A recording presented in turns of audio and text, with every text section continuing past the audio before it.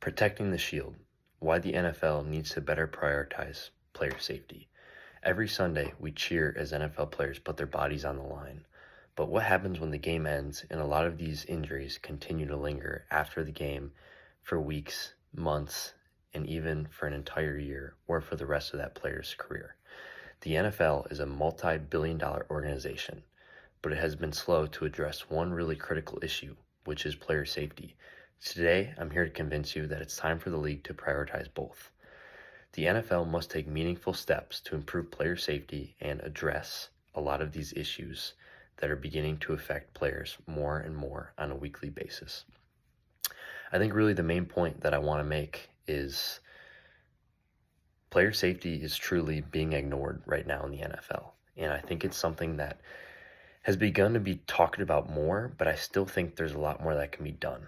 And I feel like on a yearly basis, there's always one or two rules that happen that have to deal with player safety. And people just reading them and they're like, okay, great.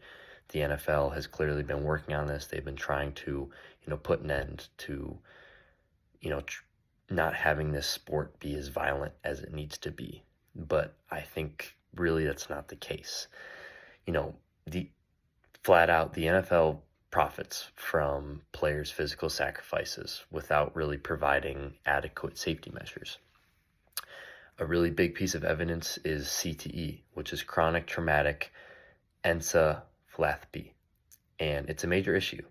And studies have shown that 99% of NFL players' brains that were studied after their NFL careers had signs of CTE.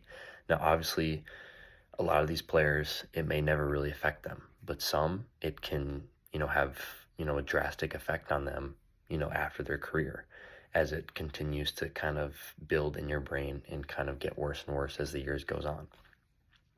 I think a really big example of this is someone like Aaron Hernandez, who's a terrific NFL player and kind of just went off the rails because of, consistent, blunt trauma to the head and neck area that he sustained from such a long and, successful NFL career, but it ended up paying the price, later on in his career. And obviously the opposing argument, NFL has made changes, better helmets and fewer practices and pads. But while improvements have been made, the culture of rewarding, big, violent, vicious hits, still persists. And I won't lie to you, it's a really cool part of the NFL and everybody loves to see it. But you also have to think of, what the actual players that are doing it think. And I think a lot of their minds are beginning to, kind of shift more towards wanting to preserve their body and live a long, prosperous life, after, their careers in the NFL end. And obviously there's a lot at stake. The NFL's failure to address these issues, it threatens the league's integrity and honestly the future of the NFL.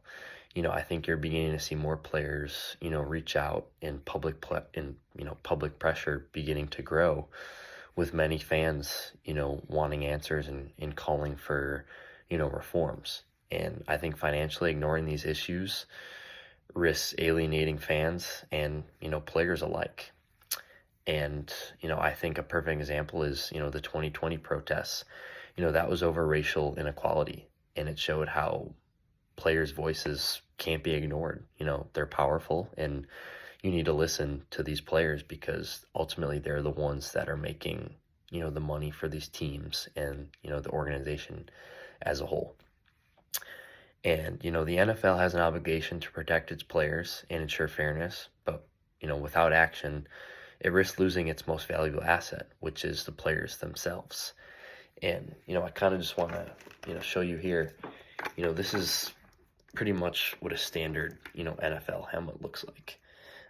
It's very hard on the outside, and I think what a lot of people don't understand is that while it's protecting you, at the same time it's can also, hurt a lot of other people as well, just because of, how hard it is and, how, you can't really imagine, having this go full speed, into another person's, helmet. It can cause a lot of those issues you see, like concussions and, other really significant head injuries. Perfect example of this, I just saw this today when, watching the NFL. The Jaguars quarterback, Trevor Lawrence, went down. He slid, and as he was sliding, an opposing player dove at him, hit him really hard, cheap shot as he was falling to the ground, and ended up pretty much knocking him out, and he had to be carted off the field. And I think you're just seeing that it, can be really dangerous, and I think there's a lot that can be, done to better protect these players and make it, still very enjoyable and entertaining, for fans. And, truly the NFL is more than a game, it's a community, a culture, and it's a passion for a lot of people, especially someone like myself. But without its players, it's nothing. And that's why I think it's time to protect the shield by protecting the players.